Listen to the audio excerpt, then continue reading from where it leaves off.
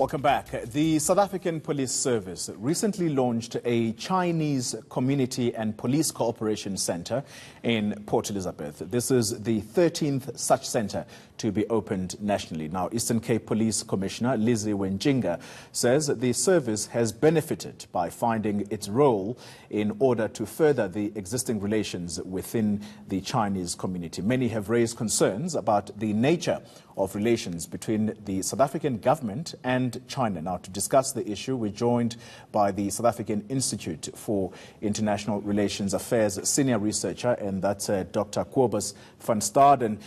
Dr. van Staden, thank you very much for your time.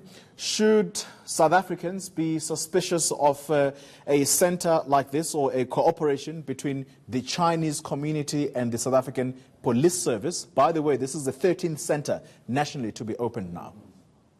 Yes, as you say, there's been several such centers opened, and the Chinese community in South Africa has done a lot to work with the South African police. I think generally this is a pretty positive development in the sense that there are China-Africa related kind of crime activity happening, poaching and smuggling of wildlife products being one particular one.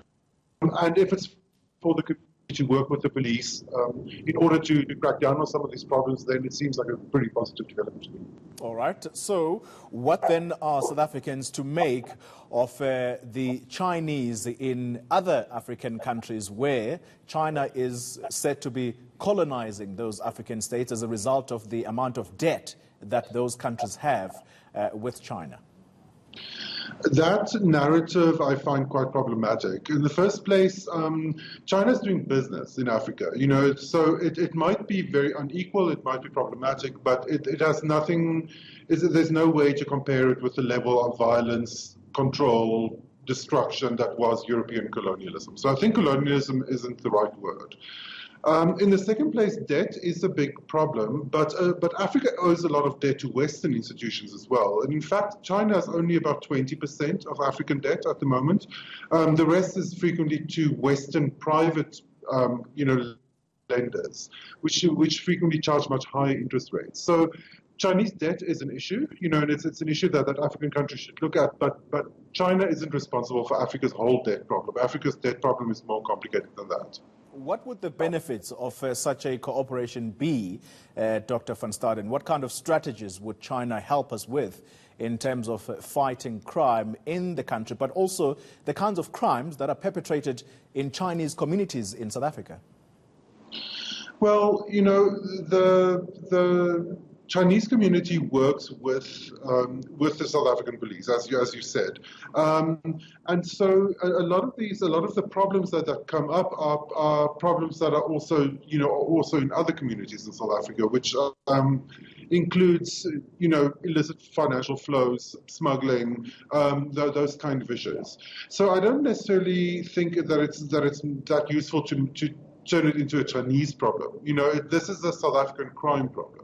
And South Africa is a complicated country with lots of communities, which means that policing this kind of crime is a complicated thing. I think that there is a lot to be gained from cooperation between the two governments on crime and law enforcement issues.